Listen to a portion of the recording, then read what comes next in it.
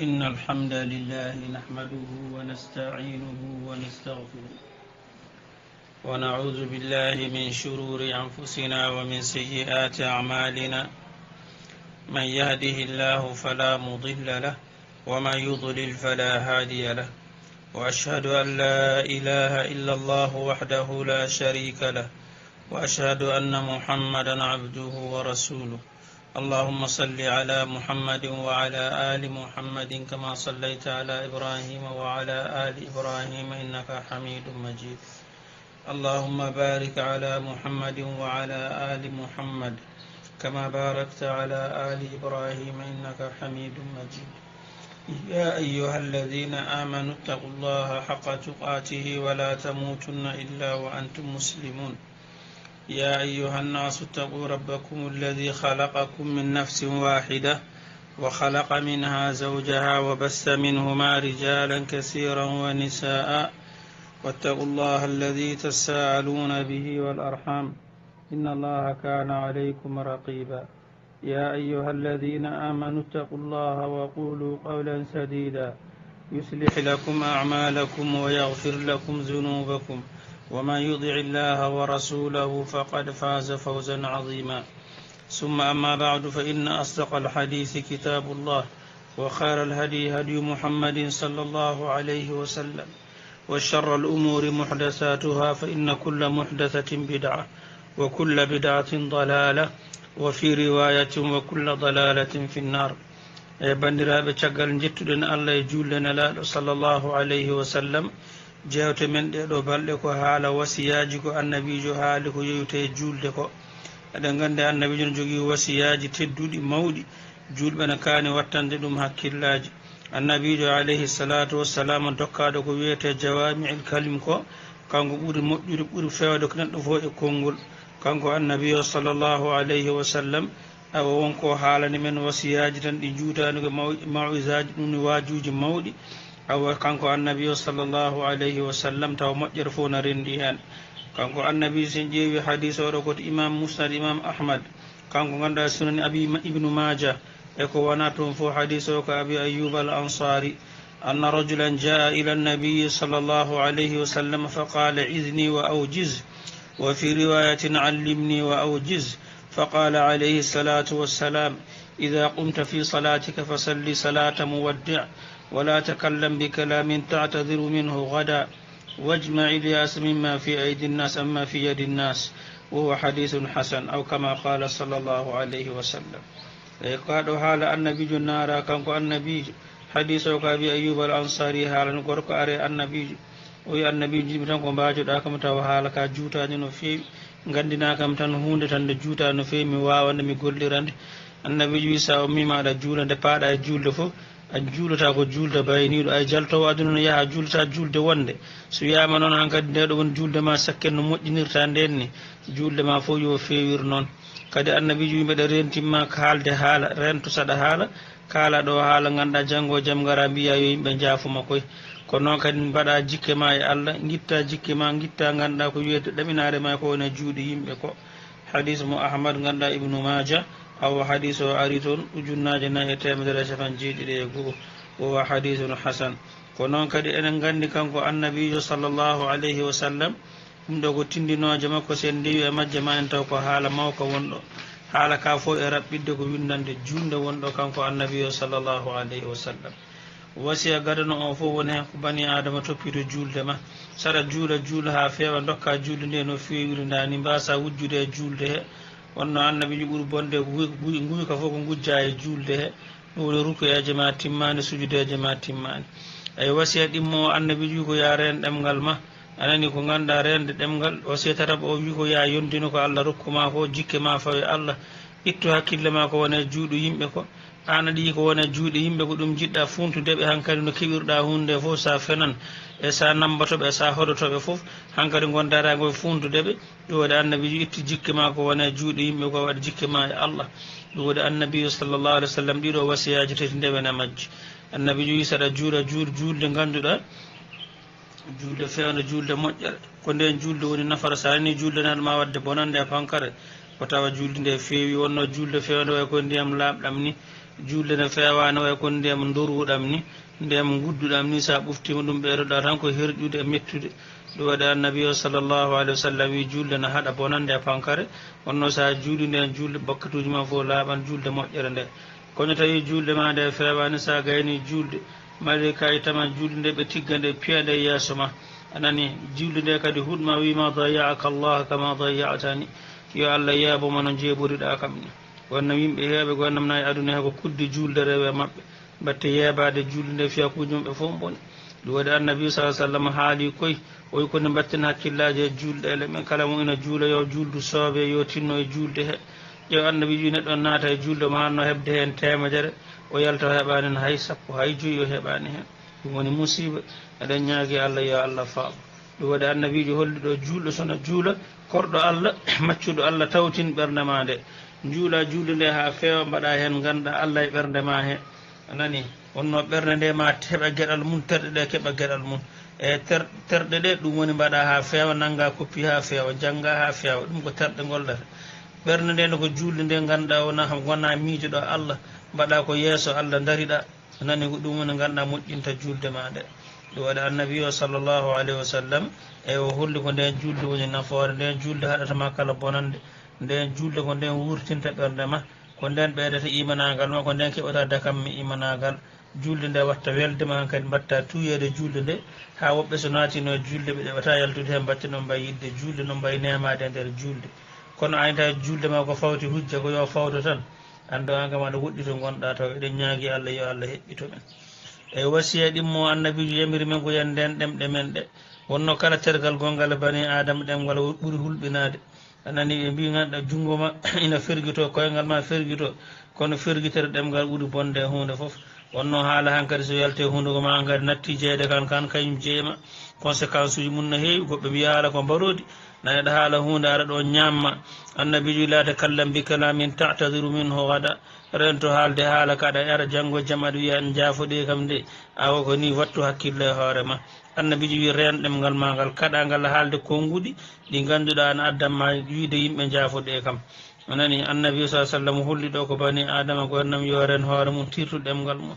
kanko annabi sallah sallam wasiya mo haalano Muaz ibne Jabal nde o haalani on gueɗe moƴƴe ha heewi o wi artami haalanma ko pandidirta ɗeɗo gueɗe moƴƴe ko foof o wi aha ya nabiy allah fa akhada bi lisanihi qala kuffa alayka hada annabijo nangui ɗemgal mum o wi ay ngal ɗo o wi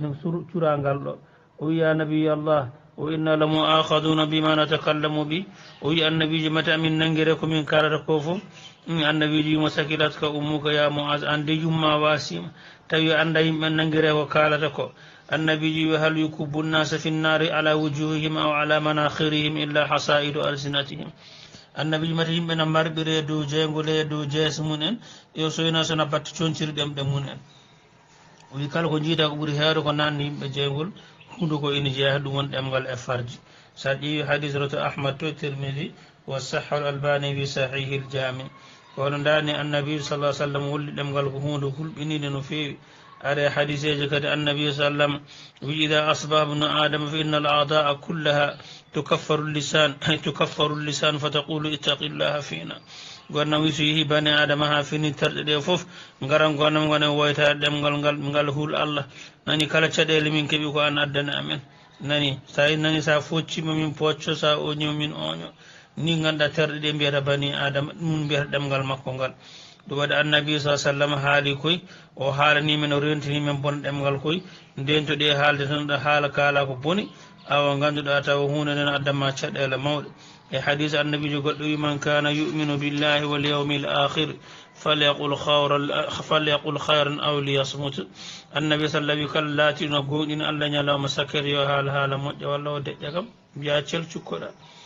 kono gonnam yimɓe heɓe jahan nanna koye mum ene ganduɗa to jaltata kala haalaji bunɗi ɗi ganduɗa battane moƴƴe fof ngala hen annabi sallah sallam rentini men nden hunde haalde hunde janggo jaam ngara nimsita mbiya yo yimɓe jaafoma wasiya tataɓo o ko annabijo holli men ɗo ko yo wiyete yankinare walla ko wiyete yondinare ko bani adama jikki ma fawe allah ɓerde ma yo allah won hen anani woppu ganduɗa jikki ko nayi juuɗe yimɓe ko wajma ile asamima fi yadi nnas anani annabi sa sallam bani adi kanna ko jogade pellital e nder ɓernde ma he ko woni juuɗe yimɓe ittu ɗum e programme ma ittu hakkille ma e kaake janane kono on kaake janane tan gari tan gadde ƴeewi tan gadde mbaɗe dani ndendini ñande fof jamma e ñalawma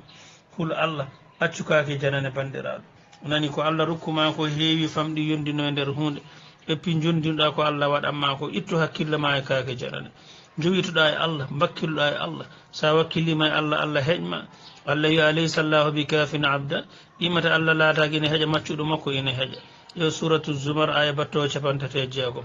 Allah yo man yatawakkal ala llahi fa huwa hasbu kala bakkiliɗo e Allah Allah heeƴa ɗum yo suratu talaq aya batto 3 wa tawfiqu bi yadillahi wahdahu la sharika lah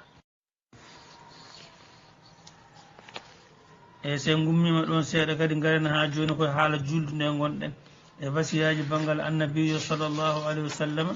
ko wongal julde ganduɗa julde yo juule e dental e julde e dental nde ko hunde wajibu ko hunde waɗɗinde anani sawi ganduɗa yimɓe ko ɗanniɓe wiya ko yo juule e dental hayso ko deƴɓete gotel ko noon wiya ko hunde ganduɗa dayli mum na deftere Allah e sunna annabijo kadi ganduɗa julɓe fof koye ɗen golle pawi ijma ha yetti to jottiɗen hande ɗo sa nani misidaji yomahe ko batte nden hunde sa yi almamiɓe ene noome ko batte nden hunde sa yi noddinoɓe ne ganduɗana toɗɗe ko batte nden hunde sa yi ɗeɗo gueɗe fof ganduɗa sar inama noddinali yo waɗe yo yimɓe mbiya hayya ala salah hayya alal falah ɗum ɗo fof yaɓireɗen ko yen jambaɗen julde dental nde hayso sanga kulol hayso eɗen kuuli hayto annabijo yano hakkude mum hefereɓe ne sippire Allah wi wa ida kunta fihim fa aqamta lahum salata faltaqum taifatu minhum maak وليأخذوا أسلحتهم فإذا سجدوا فليكونوا من ورائكم ولتأتي طائفة أخرى لم يصلوا فليصلوا معك وليأخذوا حذرهم وأسلحتهم يو سورة النساء بتو تيما جريدي الله يهيتو بندري بكبي بكتشتي هيفري بنجوغي غاي سيلماجي نشوبولي راي مبي woto julde dental nde woto woppede yoɓe peccoɗon ɓe an julde e annabijo julde nde hoy finande woɓɓe kadi ngara so julni ɓeɗo ganduɗa darde walla darde ɗiɗi ɓe jaya woɓɓe garta ɗon kono dani bandiraɓe salatul khawfi shar'inira ɗon gandirte gam ndega neɗɗo jooɗi ɗum alda e gantu foof wiyatake ganduɗa julde dental kay no ɓe mbiyata nani e kono yiiɗa tan wona ne yiiɗa tan de ko wajibu way ko hunde waɗɗinde tigui ko Allah waɗɗinde ganduɗa sona taw saɗa jogui gantu ko banggal ha joni ko ina haɗma wadde hunde nde aya qur'an o ko ɗum holli jomiraɗo newnanani julɓe yo goppu julde dental toɓe daari ɓe cippira e hefereɓe ɗo ewo ganduɗa wiideɗo haala ɗo gantu goɗɗo kam ɓurati wasi jaɓede ɗum noon batten hakkillaji julde dental ko Allah waɗɗini e nder deftere Allah he Allah yo wa aqimu salata wa atu zakata warka'u ma arraki'in sa heeɓi aya qur'ana kay hankadi a heeɓi to tiiɗi Allah wi darne julɗe ele dokki asakeje ɗen juule wondude e juuloɓe ɗum firtata warka'u ma arraki'in ko noon en paamide ko wajibu kay awa julɓe ko yon juldu neɗɗo sellata tan an aɗa lundi tan aɗa juula galle ma aɗa woppi dental anani ala nder sahihayni annabiyu sallllahu alayhi wa sallam o wi asqalu salatin ala almunafiqina salatu lishai wa salatu lfajri walaw yalamuna ma fihima la atawhuma walaw habwa ولقد هممت أن آمر بالصلاة فتقام ثم آمر رجلا فيصلي بالناس ثم أنطلق معي برجال معهم حزم من حطب إلى قوم لا يشهدون الصلاة فأحرق عليهم بيوتهم بالنار يوي النبي هذا كادو حال متفق عليه بخاري ومسلم النبي يقول ستر جولد فيدو نافق يبقى جولد جياج جولد فجر دون صلاة العشاء وصلاة الفجر سبنغان دينو مجرى كوني هن هايسو بفنو بنغار هايسو بنجهنو كمبوا بنجهنو النبي ميهي ها كمير مي يمير جولد نيني وورني mi yamira gorko goto duña ɗum arɗo julna yimɓe o mino mi yalta mi yaha ƴetta ba e leɗɗe walla mi yaada yimɓe ƴetti ba e leɗɗe min gara yimɓe ɓe juulataɓe mi ara galleji mabɓe mi duppa cuuɗi mabɓe mi duppira ɗum jeygol tawi koto bouhari ƴew 1650 sahih muslim o ɗew 1650 ɗum ɗo fof ganduɗa ko haala tengtinde julde dental nde ƴew annabijo sallllahu alih w sallam o sifiɗo mo yahata dental o ko naafigue yani ko sifaji naafiqeɓe noon ni Allah wi e qur'ana inna almunafiqina yukhadi'una Allah wa huwa khadi'uhum wa idha qamu ila salati qamu kusala ɗum de woni jikku naafiqi so julde yoni tan amani ina amani julde dental nde kono ina softani kay wadde geɗe bonɗe anani yura'una nnasa ko irta yiyama ko kay e bidaji ɗum woni ganda koɓe coftani ko Allah wi wala ya'tuna salata illa wa hum kusala ɓe jahata e julɗe ele kay ko Allah farli yamiri yo waɗe ko sona ɓe gamani nden hunde kono dani de bandiraɓe caggal mum annabiji rentini ɗum woni o gongi o giji yimɓe ɓe jahata dental ɓe ɗum woni duppirede jeygol o guijotiɓe kadi wonde naafiguere ɗum ɗo fof ina jeeya hen o wi soɓe ganduno moƴƴere wonde hen nde sinno gonnam soɓe ganduno annabiji ɓe goppatano julde dental ngal hay soko mbuwaɓe jahannoɓe jarano nden hunde ɗum waɗi sen ƴeewi gonnam kono dani jeeyaɓe Allah moƴƴuɓe hanki koni mbano kañumen gonnam koni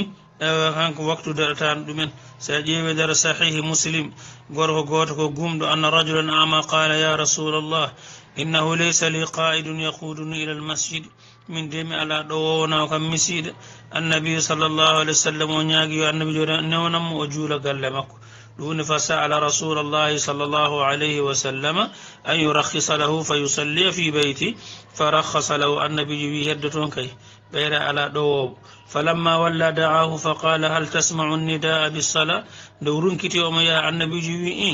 ande wonko namdotomami est ce que aɗa nan noddinago so noddinama qala namu wi aha kay annabiji wi fa ajib anani noto koye mi alnama gantu kala nanto saɗa nan noddinago ya ɗum ɗo de ko gorko gumɗo de ani en jogui gantuji ha heewi kono julde dental ngal fukka kay dow makko wiya ko yo ya jama bandiraɓe ƴeew gonnam hande jeeya yimɓe woɓɓe na sera misidaji ina jaaha gonnam na jaaha hajuji men nokkuji goɗɗi kono jimisirna sere mum hayya ala sala ummata ko notatako ƴeew annabi sa sallam hadith ibnu ummi maktum oɗo o wi ya rasulallah inna almadinata kathiratu lhawam wassiba o wi annabi joni heewi o wi wuuro madina ngono heewi poñ poñƴe nde ɓe koɗi ɗon de ɗum woni jaahi en barakon en dagaji en ko nande hono ɗe gueɗe tan annabiji wi tasma'u hayya ala sala annana hayya ala salati so wiyama noon hayya ala alfala qala naam gorko men nana koye annabiji fa hayya hala ɗum noon ya notode ɗum kay notode rawahu abu dawud wal imam ahmad waɗi bandiraɓe tabiti kadi sunna ibnu maja sunan ibnu maja annabi sallllahu alayhi wa sallam holli neɗɗo so nati noddinago yo ya noto yo koye bandiraɓe eyi sa juuli julde nde jaɓetake sonata waɗa jogui gantu hayso hadise wonko wiya hen walla anduɓe ne jogui hen tafsir julde nde kay wiyetake nde boni kono kay a heddodima e bakkatuji ka yahani ko ɗum waɗi ganam nde ka julde dental ko hunde ko noon qur'ana wi koye ko noon hadiseji ɗe mbi wonno koye sha'iratu adima min sha'air l'islam ko jelgal manggal e maali islam magal allahi fi biyutin adina allahu an turfa wa yudkara fiha smu yusabbihu lahu fiha bilghuduwi wal asali rijal la tulihim tijaratun wala bay'un an dhikrillahi wa iqami ssalah ɗum woni ganda allah wi ɗiɗo cuuɗiɗe allah yamiri ɗi ɓamti inde allah jangte hen ɗum woni juulu waɗe hen suba kay kikiɗe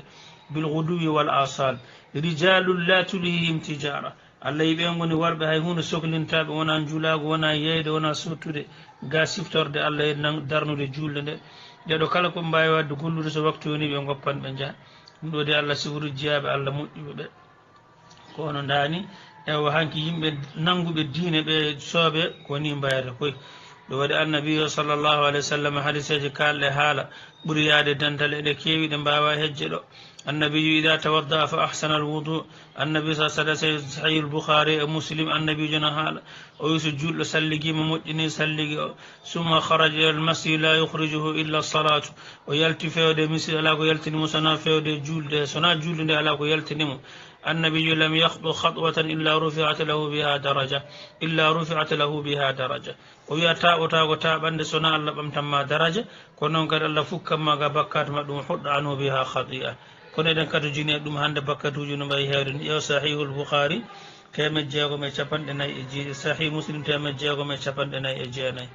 tabite nder sahih muslim kadi hadith abi hurairata annabiji wi in ala adullukum ala ma yamhu llahu bihi lkhataya wa yarfau bihi darajati qalu bala ya rasul allah qala isbagu lwudui ala almakarih wa kasratu lkhuda ila almasajidi wa intidaru salati bada salati fadhalikum ribat annabi wi ngale mi haalana moon hoko mbatton tan bakkatuji mum fof momto ha laaɓa allah ɓamta darajaji mum ɓe mbi haalana amin ya rasulallah ɗum tan min jiiɗi o wi timmine salligaji ɗi surtout saga salligue añade mbaɗe salligue wona ha feewa nde jaagui goto fewde même de ndiyam nde salligo ɗi ha feewa kebbine taɓe fewde misidaji tumboɗon julde caggal julde kayne julde ari taw tawmi nder jama to kayne faye wurne taw waɗa toon annabi jogo ɗum ɗo de woni riba sa yini tombade rokkude haala mum على در الصحيحين النبي من غدا إلى المسجد أو راح أعد الله له في الجنة نزلا كلما غدا أو راح e nder sahi hene annabi wi kala dawɗo kay fewde misida walla o hirndi fewde misida o wi Allah fewnante ko ɗum e nder aljanna kala nde kirniɗa walla dawɗa dawle tawi ko ɗum woni haajuma e aduna he ko nam sahi sahihul boukhari ko temed jeegom e capan jeegom e ɗiɗi tawi koto sahih muslim de ko temed jeegom e capanɗe jeegom e jeenayyi ɗum noon jeyaɓe Allah ɗum ɗum woni moƴƴere mawde nani annabi sa sallam hirjini koy kono cheyɗan nana jooɗina ɓappini yimɓe yaade jama jeeya gonnam yimɓe hankkadi goppi ko wiyete dawla Allah ko hollama julde nde gonnam nden sakkito woppede kono fof nana woppide to annabi wi la dina liman la salata lah ala gonnam jogui diina ala mo ala julde kay o ala diine e neɗɗo ala gueɗal l'islam ganduɗa jeebiɗo julde nde annabi wi akhiru ma tafqiduna min dinikum sala sakkede fof ko kattoto ɗon diina mon he ko julde he nani julde nde so woppama kay hankkadi gasi ɗum firti ko hay hunde yimɓe keddoɗaki eɗen ñaagui Allah yo Allah heɓɓito men ko e oɗo zamanu kawruɗen jeeya yimɓe gonnam jahata jama goppi misidaji jahata dental eɗen jiiɗa dende fof ande ko hunde wonde kay kono jeehen jama ndenduyen toon dewen toon Allah ñaagoƴen Allah ala hankkadi diine watti waɗoyede koye stade uji en nokkuji ballon-ngaji fettete en e nokkuji hankkadi pijirloji en ko toon hankkadi gonno yimɓe lumtini goppi cuuɗi Allah ɗi eɗen ñaagui Allah yo Allah heɓɓito en ina jeeya kadi ha joni julɗe ele kadi tengtinaɗe mbiɗen julde fajiri nde annabi o sallllahu alayhi wa sallam eɗen gandi o haali julde fajiri nde hadiseji kewɗe o wi julde nde ne tedde dow naafiqeɓe kono soɓe gandu no moƴƴere wonde hande hay soko ɓe ɓafannoɓe jahan sen ƴeewi nder sahih imamu malik fi muwaɗɗaihi muwaɗɗal imam malik ga ibni chihab an abi bacre ibne souleyman ibne abi haysama e mbi lumtugal umar bne alkhatab nene gotol hatti souleymane ibnu abi hasmata o yitani on hen ɗum won ibnu abi hasmata o hatti on julde subaka kanko oumar noon o fini tan dawi hucci ganda nokku on o yi ha joni nokku souleymane o ari galle on nani haade makko yettade o wi noon debbo on walla yummu nane chifa binte abdillah o woni ummu souleymane o wi min de hande mi yani souleymane to misida to o wi kanko de o walno ko julde tan ha ɓaadi wedde guite makko gonnam mbawtimo ɗum woni o wasi yaade jama ƴeewa tan kanko waali ko julde jamma ndede ɗum woni sababu julde fayle nde daɗimo kanko seyna omar hoko wi o wi le an ashhada salata subhi fi ljamaa ahabu ilayya min an aquma leyla o wi minomi tawi julde fajiri nde e dental ina ɓurani kam walde julde jamma ha wiyata ƴeewi kaɗo haala ƴeew anduɓe hanke no mbawi famde diine e yo nde kala ko inoon sababu woppino farilla o andu nden hunde kam hankkadi ɓuuri moƴƴude ko ndentoɗande ndeka julde ganduɗa farilla nde ɓuuri ganduɗa yiiɗede ɓuuri tengtude ɓuuri teddude banggue Allah e mbiya ɗo an ko nafilaji ma de kanma yaade jama ɗum kay woppuyi ya julde jama farilla nde ko ɗum woni ko ardi ko sa nani Allah na jaɓanma nafila ma ko taw farilla ma o feewi a juuli no juulirte ni eno wiyete yo juulire ni eto juuloyte to ene juuletede ko ɗum ɗon nde woni ko wiya bandiraɓe sen ƴeewi kanko annabi o sallllahu alayhi wa sallam ubay ibni kaabi haalata o wi salla bina rasulullahi sallllahu alih w sallam yawman subha فقال أشاهد فلان قالوا لا قال أشاهد فلان قالوا لا قال إن هاتين الصلاتين أثقل الصلوات على المنافقين ولو تعلمون ما فيهما أي من الأجر لأتيتموهما ولو حبوا على الركاب النبي جولي فجر تنين قوتر قوانا وانا تولنا دم نامنو ويميات وي كارنا دو فرتهم نامنو يمبي بنغراني بي كارنا دو كارنا أرين يمبي على بيولمتي بيفون غراني annabi wiya waɗeɗo jullere ɓuuri sattude e naafiqeɓe soɓe ganduno moƴƴere wonde hen walla so ganduno ko moƴƴere ko woni hen ko hayso ko mbuwa e dow koppi mon on garanno ha nani hadis annabi sallah sallam ɗum woni ganda ɗum woni fiɓɓu mawɗo seydna oumar haali ɗo o daga julde subaka nde julde farilla nde ɗum ɓuuri yiɗede e hunde foof annabi o sallah sallam wi man salla l isha fi jamaa فكأنما قام نصف الليل سا جومي نصف الليل سا والي سا دريما جولde geeƴe nde ɗum woni isha sa juuli ɗum e dental no wayno waali julde ha feeɓi feccere jammani فكأنما صلى الليل كله ومن صلى الصبح سا juuli geeƴe juuli fajiri wayno jamma o fof waali julde mo ni de annabijo sallllahu alayhi wa sallam yo julde fajiri gonnama hande yimɓe no mbawi famɗinde fiyako mum dani sen ƴeewi hande misidaji men ɗi e guure men ɗe ɓe garata jamaɓe sen mbino gona 80% sa hande no wiyata ka ɓurtini jeeya gonnam misidaji gonnam no otta noddinoɓe no luuka banggueji foof kono ganda masajidi kum ganda haalu min al ubbadi haali kono rewoɓe Allah ngala hen nani eyyi ko rewoɓe Allah pamɗiti hen ha diwde eɗen ñaagui Allah yo Allah heɓɓito en kono noon se ƴeewi seydna Umar ibnul Khattab ƴeew omo yuwade balɗe nde o yuwa laɓinde hade makko mayde ƴiƴam makko no yalta banggueji fof ƴeew imam Malik haali ndel mo waɗɗa imam Malik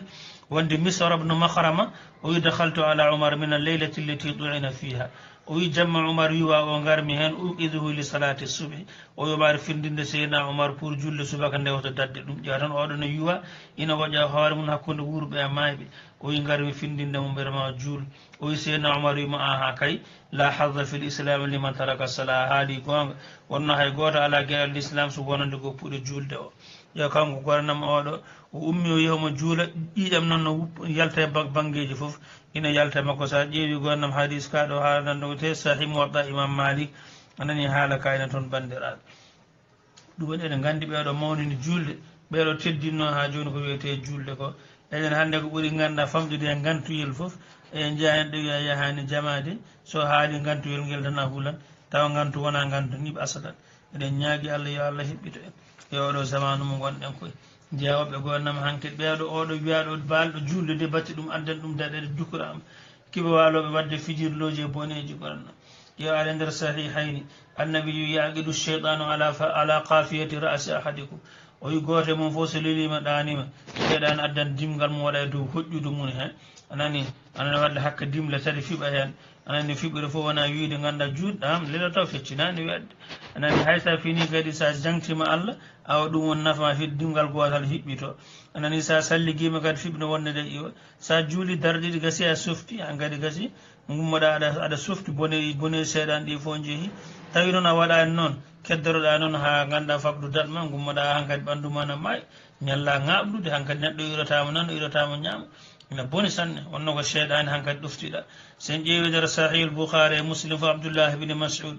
النبي صلى الله عليه وسلم ذكر عند النبي صلى الله عليه وسلم رجل نام ليلة حتى أصبح يبي جاتنا النبي كاري كي دانو تن هاويات تن ين سنغولن تو جولان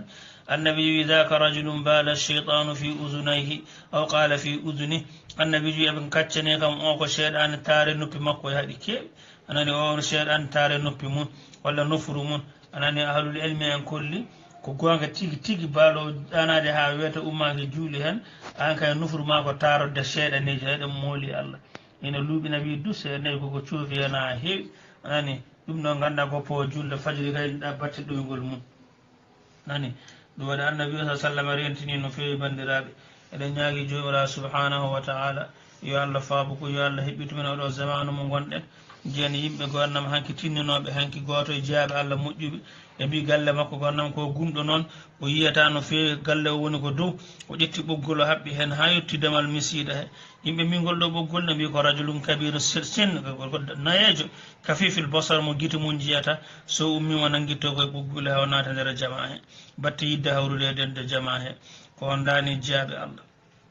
yeewi hanki ɓeeɗo ko hono dani gonnam awo ganduɗa ko ni ganduɗa seydna Umar ibn Khattab o meeɗi arde to manzil Saïd ibn Yarbu'i o ari salminde on taw sellani wiya on wumi Umar ari salmini mo Umar wima aw ko wawi wonde hay sa wumide la tadi il jumu'ata wala salat woto woppu julde juma woto woppu julde dental e misida nelaɗo sallllahu alih wa sallam gorko o wi laysa li qa'id mi ala noon muyna ɗo kam qala Umar nahnu nab'asu ilayka bi qa'id yo seydna Umar ƴettinele e makko nawi o rokki mo ganduɗa mo ina fota ɗowdemo tan batte jama o basa ilayhi bi gulami min assabi ko hono dani hanki ɓeeɗo jeyaɓe Allah ni mbano ɗum noon batten hakkillaji men koye eɗen ñaagui jomiraɗo subhanahu wa ta'ala yo Allah faabo eɗen mbiya rabbana atina fi dunya hasana wa fil akhirati hasanatan wa qina adhaba annar aqulu qawli hadha wa astaghfirullah li wa lakum. Assalamu aleykum wa rahmatullah.